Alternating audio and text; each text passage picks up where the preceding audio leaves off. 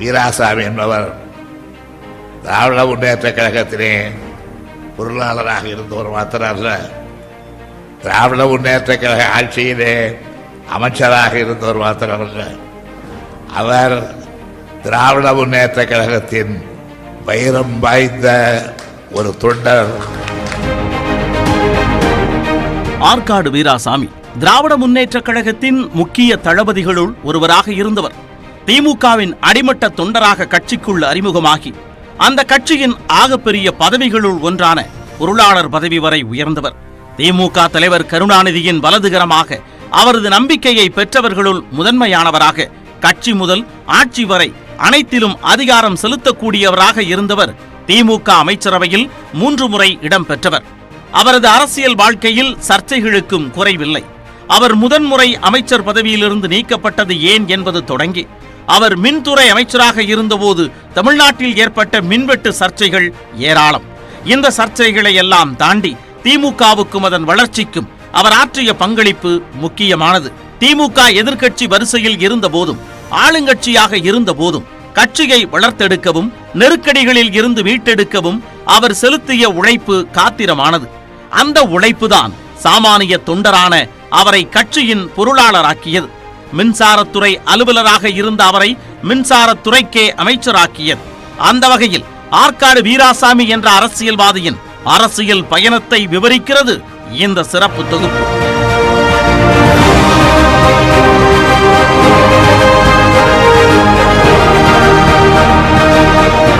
அன்றைய வட ஆற்காடு மாவட்டத்தின் குப்படிச்சத்திரம் கிராமத்தைச் சேர்ந்த நாராயணசாமி என்ற காங்கிரஸ் தொண்டரின் மகன் வீராசாமி. ஆரம்ப காலம் முதலே திமுகவின் மீது ஈர்ப்பு இருந்தது. அண்ணா, கருணாநிதி, அன்பழகன் பேசும் கூட்டங்களில் எல்லாம் தவறாமல் பங்கேற்ற அவர் படித்து முடித்ததும் வேலை கிடைக்கவே சொந்த ஊரில் இருந்து சென்னைக்கு குடிபெயர்ந்தார். 50களின் மத்தியில் நடந்த தட்டச்சு தேர்வில் இந்தியாவிலேயே முதலிடம் பெற்ற அவர் அந்த தகுதியின் அடிப்படையில் தமிழ்நாடு மின்சாரத்துறையின் தலைமை பொறியாளருக்கு உதவியாளராக தட்டச்சு பணியில் சேர்ந்தார். பணியில் இருந்தபடியே அரசியல் மீதும் ஒரு கண் வைத்திருந்த அவர் பார்த்து கொண்டிருக்கும் வேலைக்கு ஆபத்து வராத வகையில் அரசியல் பணிகளில் ஈடுபட்டார். அந்த சமயத்தில் பேராசிரியர் அன்பழகனின் வீட்டிற்கு அருகில்தான் வீராசாமியின் வீடும் இருந்தது. அப்போது வாக்காளர் பட்டியலை தட்டச்சு செய்து கொடுக்க அன்பழகனின் வீட்டிற்கு செல்ல தொடங்கி அவருடன் நெருக்கமானார். அண்ணா சென்னைக்கு வந்தால் அன்பழகனின் வீட்டில் தங்குவது வழக்கம். அதன் மூலம் அண்ணாவுடன் அறிமுகம் ஏற்பட்டு பிறகு கருணாநிதியுடனும் நட்பை ஏற்படுத்திக் கொண்டார். ஒரு கட்டத்தில் அரசு பணியிலிருந்து விலகி தீவிர அரசியலில் இறங்கினார். தொடக்கத்தில் சென்னை சூளை பகுதி திமுக செயலாளராக இருந்த வீராசாமிக்கு 1967ஆம் ஆண்டு சட்டமன்ற தேர்தலில் அவரது சொந்த ஊரான ஆற்காடு தொகுதியில் போட்டியிடும் வாய்ப்பு கிடைத்தது. அதற்கு முக்கியமான காரணம் அன்பழகனின் பரிந்துரை. அந்த தேர்தலில் காங்கிரஸ் வேட்பாளராக போட்டியிட்ட ஏஜிஆர் நாயக்கரை சுமார் 15,000 வாக்குகள் வித்தியாசத்தில் தோற்கடித்து தமிழ்நாடு சட்டமன்றத்திற்குள் நுழைந்தார் ஆற்காடு வீராசாமி. ஆம், அது நாள் வரை வீராசாமியாக மட்டுமே இருந்தவர் ஆற்காடு சட்டமன்ற உறுப்பினராகி ஆற்காடு வீராசாமியானார். அண்ணா மறைந்த பிறகு 1971ஆம் ஆண்டில் நடந்த சட்டமன்ற தேர்தலில் மீண்டும் ஆற்காடு தொகுதியில் வெற்றி பெற்றார். அப்பொழுது ஸ்தாபன காங்கிரஸ் வேட்பாளரான எத்திராஜுலு நாயுடுவை சுமார் 14,000 வாக்குகள் வித்தியாசத்தில் வீழ்த்தி 2வது முறையாக ஆளுங்கட்சி வரிசையில் அமர்ந்தார். சென்னை மாவட்ட திமுக அரசியலோடு சேர்ந்து சொந்த மாவட்ட திமுக அரசியலிலும் அவர் ஆதிக்கம் செலுத்தினார். அதற்கு காரணம் முதலமைச்சர் கருணாநிதியுடன் அவர் காட்டி வந்த நெருக்கம். சென்னை மாவட்டத்தில் டி.ஆர். பாலு, ஆற்காடு மாவட்டங்களில் துரைமுருகன் போன்றோர் அவருக்கு நெருக்கமானவர்கள். அந்த காலகட்டத்தில் அனுதினமும் கோபாலபுரம் வருகின்ற ஆளுங்கட்சி சட்டமன்ற உறுப்பினர்களுள் ஆற்காடு வீராசாமி முக்கியமானவர். 1972ஆம் ஆண்டில் எம்ஜிஆர் தனிக்கட்சி தொடங்கிய சமயத்தில் சட்டமன்றத்திற்குள் பெரும் சர்ச்சை வெடித்தது. அப்பொழுது திமுக சார்பில் வெற்றி பெற்று சபாநாயகராகி இருந்த கே.ஏ. மதியழகன் திடீரென எம்ஜிஆர் பக்கம் சென்று திமுக அரசுக்கு சட்டமன்றத்தில் நெருக்கடி கொடுத்தார். அப்பொழுது சபாநாயகர் மீது நம்பிக்கை இல்லை என்று கூறி அவருக்கு எதிராக பதவி நீக்கம் கோரும் தீர்மானத்தை கொண்டு வரும் பொறுப்பை ஆற்காடு வீராசாமியிடம் ஒப்படைத்தார் முதலமைச்சர் கருணாநிதி. அப்பொழுது சட்டமன்றத்திற்குள் நடந்த பெரும் குழப்பத்திற்கு நடுவே 2 சபாநாயகர்கள் செயல்பட்டனர். அமளிகளுக்கு நடுவே ஆற்காடு வீராசாமி கொண்டு வந்த தீர்மானம் ஏற்றுக்கொள்ளப்பட்டு சபாநாயகர் கே.ஏ. மதியழகன் பதவி நீக்கம் செய்யப்பட்டார். அவருக்கு பதிலாக காமராஜரை தோற்கடித்து வெற்றி பெற்ற விருதுநகர் பே. சீனிவாசன் சபாநாயகராக செயல்பட்டார். திமுக தலைவரின் நம்பிக்கைக்குரிய நபர்களுள் ஒருவராக மாறிய ஆற்காடு வீராசாமி இந்திரா காந்தி அமல்படுத்திய எமர்ஜென்சி பெரும் நெருக்கடியாக மாறியது. 1975ஆம் ஆண்டில் நெருக்கடி நிலை அமலுக்கு வந்ததைத் தொடர்ந்து திமுகவின் மூத்த மற்றும் முக்கிய நிர்வாகிகளை தேடி தேடி கைது செய்யப்பட்டனர். முதலமைச்சராக இருந்த கருணாநிதிக்கு நெருக்கமான ஒரு பட்டியல் தயாரிக்கப்பட்ட போது அதில் ஏவிபி ஆசை தம்பி, சிட்டிபாபு, ஆற்காடு வீராசாமி, TR பாலு போன்றோரின் பெயர்கள் இருந்தன. அதனைத் தொடர்ந்து ஆற்காடு வீராசாமியை மிசா சட்டத்தில் கைது செய்து சிறையில் அடைத்தது காவல்துறை. அப்பொழுதுதான் MK ஸ்டாலின், சிட்டிபாபு, ஆற்காடு வீராசாமி போன்றோர் ஒரே அறையில் அடைக்கப்பட்டு தாக்குதலுக்கு உள்ளாகினர். மிசா சட்டத்தில் கைதானோர் பட்டியலை கட்சியினருக்கு சொல்லும் வகையில் அண்ணா நினைவு நாளன்று அஞ்சலி செலுத்த வர முடியாதவர்கள் என்று முரசொலியில் கருணாநிதி வெளியிட்ட பட்டியலில் ஆற்காடு வீராசாமியின் பெயரும் இடம்பெற்றது. சிறைக்குள் நடந்த கொடூர தாக்குதல்களில் அவரது ஒரு பக்க செவி செயலிழந்தது. அந்த செய்தி திமுக தலைவர் கருணாநிதி உள்ளிட்டோரை வெகுவாக கவலை கொள்ளச் செய்தது. நெருக்கடி காலத்தில் சிறைக்குள் கடுமையான வதைக்கு உள்ளாகி கட்சிக்காக தியாகம் செய்த ஆற்காடு வீராசாமியை 1977ஆம் ஆண்டு சட்டமன்ற தேர்தலில் அரக்கோணம் தொகுதியில் களமிறக்கினார் கருணாநிதி. கட்சி தலைமையின் கட்டளைக்கு கட்டுப்பட்டு அரக்கோணத்தில் களமிறங்க ஆயத்தமானார் ஆற்காடு வீராசாமி. எமர்ஜென்சி காலத்தில் திமுக ஆட்சி கலைக்கப்படுவதற்கான காரணகர்த்தாக்களுள் ஒருவரும் திமுகவின் கடுமையான எதிர்ப்பாளருமான காங்கிரஸ் கட்சியின் OV அழகேசனை தோற்கடிக்க வேண்டும் என்ற தேர்தல் வியூகத்துடன் அவர் களமிறக்கப்பட்டிருந்தார். ஆனால் அந்த தேர்தலில் சுமார் 60,000 வாக்குகள் வித்தியாசத்தில் OV அழகேசனிடம் தோற்று போனார். மக்களவை தேர்தலில் தோற்ற அவரை சட்டமன்ற மேலவை உறுப்பினராக்கினார் திமுக தலைவர் கருணாநிதி. அப்பொழுது மேலவை உறுப்பினரான அவர் அடுத்த 10 ஆண்டுகளுக்கு மேலவை உறுப்பினராகவே நீடித்தார். அந்த காலகட்டத்தில் சென்னை மாவட்ட திமுகவிலும் வட ஆற்காடு, தென்னார்காடு மாவட்ட திமுகவிலும் அவரது ஆதரவாளர்களே ஆதிக்கம் செலுத்தினர். திமுக தலைவர் கருணாநிதியின் நம்பிக்கைக்கு பாத்திரமானவராகவும் அவருடைய தீவிர விசுவாசியாகவும் இருந்த ஆற்காடு வீராசாமியை வேலூர் மத்திய வங்கியின் தலைவராக்கும் முயற்சியில் துரைமுருகன் உள்ளிட்டோர் இறங்கினர். அப்பொழுது கருணாநிதியிடம் இருந்து ஒரு கடிதம் வந்தது. அதில் மத்திய வங்கியின் தலைவராக முல்லைவேல் என்பவரை ஏற்குமாறு எழுதியிருந்தார் கருணாநிதி. உடனே போட்டியிலிருந்து விலக தயாரானார் ஆற்காடு வீராசாமி. ஆனால் துரைமுருகனோ வேண்டாம், வங்கி தேர்தலில் போட்டியிட்டு வெற்றி பெற்றதும் கலைஞரின் காலில் விழுந்து விடலாம், மன்னித்து ஏற்றுக்கொள்வார் என்று ஆலோசனை கொடுத்தார். அதை ஏற்க மறுத்த அவர், எப்பொழுது தலைவர் ஓர் உத்தரவை போட்டாரோ அதன் பிறகு அதை மீற முடியாது.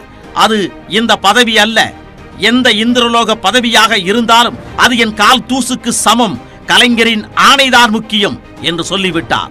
கருணாநிதி மீது அவர் கொண்ட விசுவாசத்தின் அடையாளம் அது. எம்ஜிஆர் அரசுக்கு எதிரான போராட்டமாக இருந்தாலும், இந்திரா காந்திக்கு எதிரான கருப்பு கொடி ஆர்ப்பாட்டமாக இருந்தாலும், அரசியல் சட்ட நகல் எரிப்பு போராட்டமாக இருந்தாலும், ஈழத் தமிழர் ஆதரவு போராட்டமாக இருந்தாலும், களத்தில் முன்னின்று நிற்பதிலும் போராட்டத்தை வழி நடத்துவதிலும் ஆற்காடு வீராசாமி துணிகரத்துடன் செயல்பட்டார். 1984ஆம் ஆண்டு சட்டமன்ற தேர்தலில் மீண்டும் ஆற்காடு தொகுதியில் போட்டியிட்ட அவர் அதிமுக வேட்பாளர் பழனியிடம் சுமார் 18,000 வாக்குகள் வித்தியாசத்தில் தோல்வியடைந்தார். ஆனாலும் திமுகவின் களப்பணியிலும் நிர்வாகப் பணியிலும் தொய்வின்றி ஈடுபட்டார். அவர் கருணாநிதிக்கும் அன்பழகனுக்கும் எவ்வளவு நெருக்கம் என்பதற்கான சாட்சியமாக திருமண விழா ஒன்றில் கருணாநிதி பேசியதை சொல்ல வேண்டும். ஆம், தானும் பேராசிரியரும் இவ்வளவு நெருக்கமாக இருப்பதன் ரகசியம் என்ன என்று பலரும் கேட்பதாகவும், அந்த ரகசியம் ஆற்காடு வீராசாமி தான் என்றார் கருணாநிதி. எம்ஜிஆரின் மறைவிற்கு பிறகு 1989ஆம் ஆண்டில் நடந்த சட்டமன்ற தேர்தலில் சென்னை புரசைவாக்கம் தொகுதியில் களமிறங்கினார். அதுநாள் வரை ஆற்காடு தொகுதியில் மட்டுமே போட்டியிட்ட அவருக்கு சென்னை ஒன்றும் புதிய பகுதி அல்ல என்பதால் நம்பிக்கையோடு பிரச்சாரத்தில் ஈடுபட்டார். அந்த தேர்தலில் அதிமுக ஜெயலலிதா அணி சார்பில் போட்டியிட்ட ரங்கநாதனை 40,000 வாக்குகள் வித்தியாசத்தில் வீழ்த்தி மீண்டும் ஆளுங்கட்சி உறுப்பினராக சட்டமன்றத்திற்குள் நுழைந்தார்.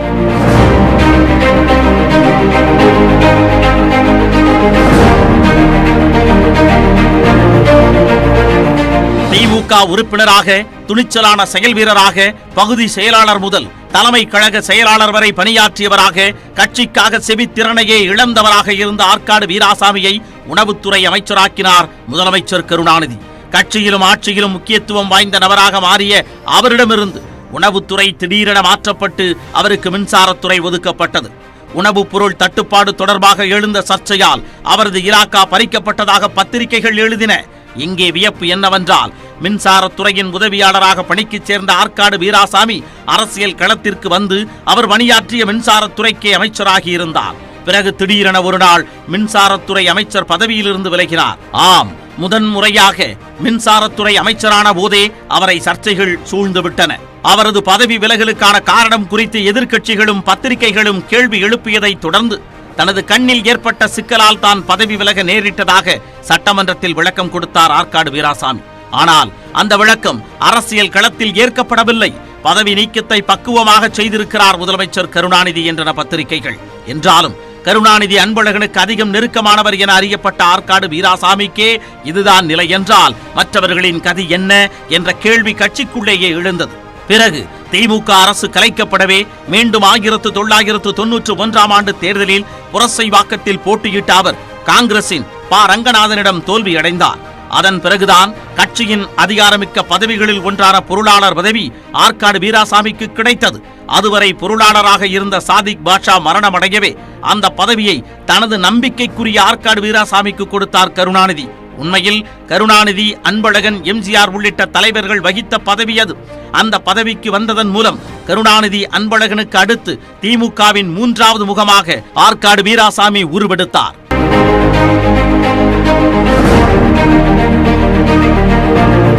ஆயிரத்து 1996ஆம் ஆண்டு சட்டமன்ற தேர்தலில் அண்ணாநகர் தொகுதியில் போட்டியிட்டார் ஆற்காடு வீராசாமி. அந்த தொகுதியில் ஏற்கனவே கருணாநிதியும் அன்பழகனும் வெவ்வேறு தேர்தல்களில் வெற்றி பெற்றிருந்தனர். அந்த வரிசையில் அண்ணாநகரில் வெற்றி பெற்ற ஆற்காடு வீராசாமியை மக்கள் நல்வாழ்வுத்துறை அமைச்சராக்கினார் முதலமைச்சர் கருணாநிதி. முக்கியத்துவம் வாய்ந்த துறைக்கு அமைச்சராக இருந்த போதும் முதலமைச்சர் கருணாநிதியுடனேயே அவர் எப்பொழுதும் இருந்தார். முதலமைச்சரின் நிழலாக இருக்கிறாரா அல்லது நிழல் முதலமைச்சராக இருக்கிறாரா என உட்கட்சியில் இருந்தே விமர்சனம் வந்தது. ஆனாலும் கட்சியின் மூத்த நிர்வாகிகள் முதல் முக்கிய அமைச்சர்கள் வரை பலரும் தங்களது பிரச்சனைகளை முதல்வரிடம் கொண்டு செல்ல அவரையே அணுகினர். தன்னிடம் வரும் பிரச்சனைகளை எல்லாம் தலைமையிடம் கொண்டு செல்வார் ஆற்காடு வீராசாமி. ஆனால் அந்த பிரச்சனைக்கு தீர்வு கிடைப்பது பற்றியோ அந்த தீர்வு சரியானதா தவறானதா என்பது பற்றியோ அவருக்கு கவலை இல்லை. அவரது வேலை கருணாநிதியின் கவனத்திற்கு விஷயத்தை கொண்டு செல்வதுதான். அதன் காரணமாக அவர் மீது கட்சிக்குள் அதிருப்தி குரல்கள் எழுந்தாலும் அவற்றையெல்லாம் அனாயசமாக சமாளித்து விடுவார் ஆற்காடு வீராசாமி. 2001ஆம் ஆண்டு சட்டமன்ற தேர்தலில் மீண்டும் அண்ணா நகரில் போட்டியிட்ட ஆற்காடு வீராசாமி அதிமுக கூட்டணியில் போட்டியிட்ட பாமகவின் ஆறுமுகத்தை சுமார் 5000 வாக்குகள் வித்தியாசத்தில் தோற்கடித்தார். அப்பொழுது திமுக ஆட்சியை இழந்து எதிர்க்கட்சி வரிசையில் அமர்ந்தது. அன்பழகன் எதிர்க்கட்சி தலைவராகவும் ஆற்காடு வீராசாமி எதிர்க்கட்சி துணை தலைவராகவும் செயல்பட்டனர். கருணாநிதி இருக்கும் மேடைகளிலும் பங்கேற்கும் நிகழ்வுகளிலும் அவரோடு இருப்பவரான ஆற்காடு வீராசாமி கருணாநிதி கைதான போது அருகில் இல்லை. உடல்நிலை பாதிக்கப்பட்டு மருத்துவமனையில் சிகிச்சையில் இருந்தார். பிறகு விடுதலையாகி வந்த அவர் கருணாநிதியை சந்தித்து கண் கலங்கினார்.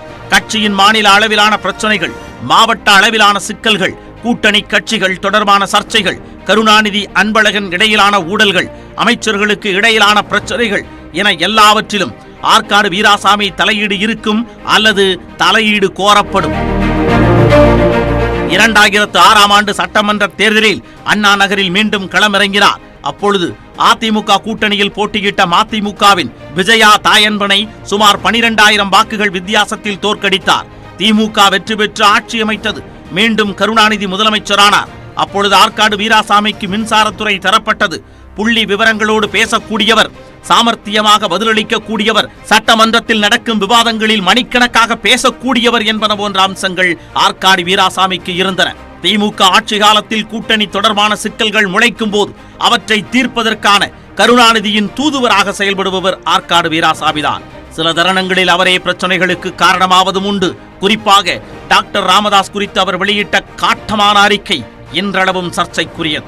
அதேபோல அமைச்சராக இருந்தபடி பாஜகவுக்கு எதிராக அவர் வெளியிட்ட அறிக்கை பரபரப்பின் உச்சம்.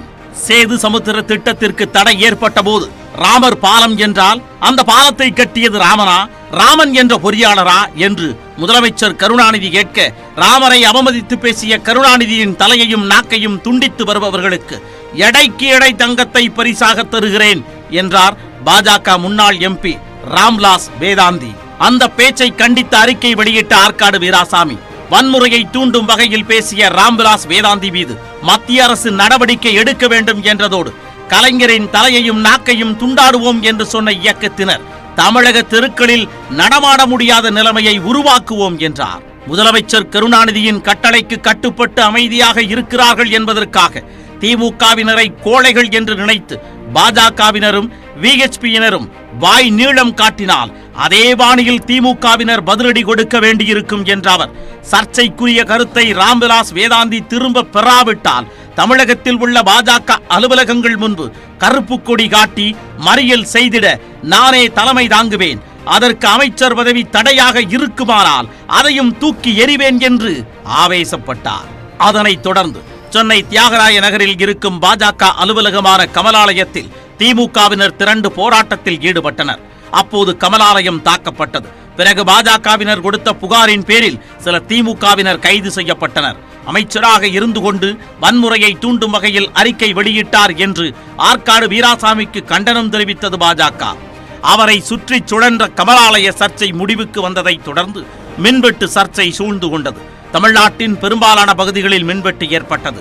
3 மணி நேரம், 6 மணி நேரம், 9 மணி நேரம் என்றெல்லாம் மின்வெட்டு ஏற்பட்டு ஒரு நாளின் பெரும் பகுதியை இருளிலேயே கழிக்க வேண்டிய சூழல் உருவானது. அதிமுக உள்ளிட்ட எதிர்க்கட்சிகள் திமுக அரசை மின்வெட்டு அரசு என்று விமர்சித்தன. சர்ச்சைகள் வேகமெடுத்த போது அதிமுக ஆட்சியில் மின் உற்பத்தி திட்டங்கள் தொடங்கப்படாததே மின்வெட்டிற்கு காரணம் என்றார் அமைச்சர் ஆற்காடு வீராசாமி. குற்றச்சாட்டுக்கள் வீரியமெடுக்கவே திமுக அரசு ஏழை எளிய மக்களுக்கு தேவையான அனைத்து திட்டங்களையும் சிறப்பாக செய்து வருகிறது.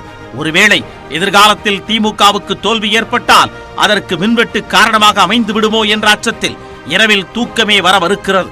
மின்வெட்டு காரணமாக நான் வெட்கப்படுகிறேன் என்று பகிரங்கமாக பேசினார். மின்வெட்டு சர்ச்சைகளுக்கு நடுவே அவருக்கு திடீரென உடல்நிலை பாதிக்கப்பட்டு மின்சாரத்துறைக்கான மானிய கோரிக்கையை வாசிக்க முடியாத சூழல் ஏற்பட்டது.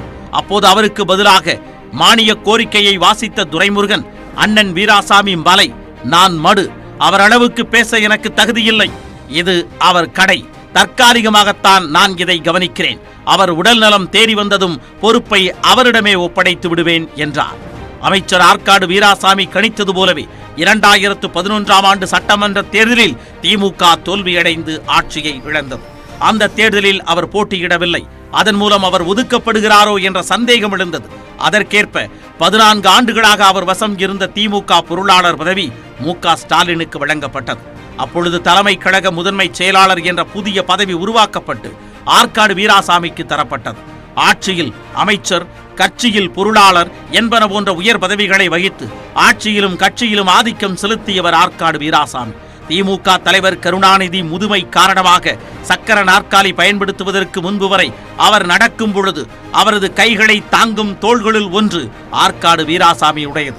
என்றாலும் கால ஓட்டம், முதுமை, அரசியல் மாற்றம் என எல்லாம் சேர்ந்து கொள்ளவே மெல்ல மெல்ல தீவிர அரசியலில் இருந்து விலகத் தொடங்கினார். பிறகு அவர் வகித்துக் கொண்டிருந்த தலைமை கழக முதன்மை செயலாளர் பதவி துரைமுருகனுக்கு வழங்கப்பட்டது. உயர்நிலை செயல் திட்டக்குழு உறுப்பினர் பதவி ஆற்காடு வீராசாமிக்கு தரப்பட்டது. தீவிர அரசியலில் இருந்து விலகினாலும் கூட அவ்வப்போது அவர் கொடுத்த அரசியல் பேட்டிகள் சர்ச்சைகளை உருவாக்கியதுண்டு. அப்படித்தான் எடப்பாடி பழனிசாமி முதலமைச்சராக இருந்தபொழுது பேட்டியளித்த அவர், தங்களிடம் 100 கோடி ரூபாய் இருந்தால் 10 அதிமுக எம்எல்ஏக்களை விலைக்கு வாங்கி அதிமுக ஆட்சியை கவிழ்த்து விடுவோம், ஆனால் அப்படி செய்யாமல் இருக்க காரணம் ஸ்டாலின் ஜனநாயகத்தின் மீது நம்பிக்கை வைத்திருப்பதுதான் என்றார்.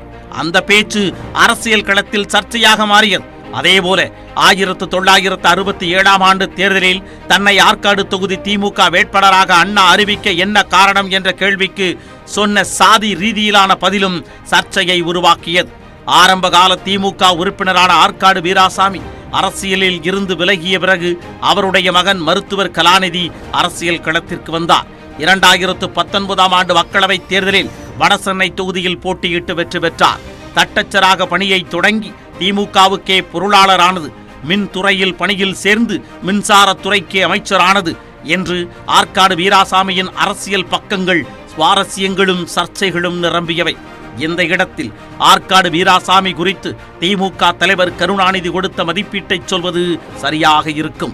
ஆம், NV நடராசனுக்கு பிறகு எறும்பின் சுறுசுறுப்பும் தேனியின் அக்கறையும் இயக்கத்தை கட்டி காப்பாற்றும் மனப்பான்மையும் கொண்டவர் யாராவது இருக்கிறார்களா என்று அண்ணாவும் பேராசிரியரும் நானும் எண்ணிய போது கிடைத்த புதையல்தான் ஆற்காடு வீராசாமி என்பது திமுக தலைவர் கருணாநிதியின் மதிப்பீடு.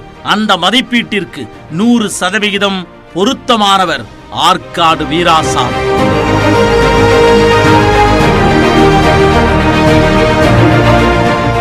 வீராசாமி என்பவர் திராவிட முன்னேற்ற கழகத்திலே பொருளாளராக இருந்தவர் மாத்திரமல்ல, திராவிட முன்னேற்ற கழக ஆட்சியிலே அமைச்சராக இருந்தவர் மாத்திரமல்ல, அவர் திராவிட முன்னேற்ற கழகத்தின் வைரம் வாய்ந்த ஒரு தொண்டர்.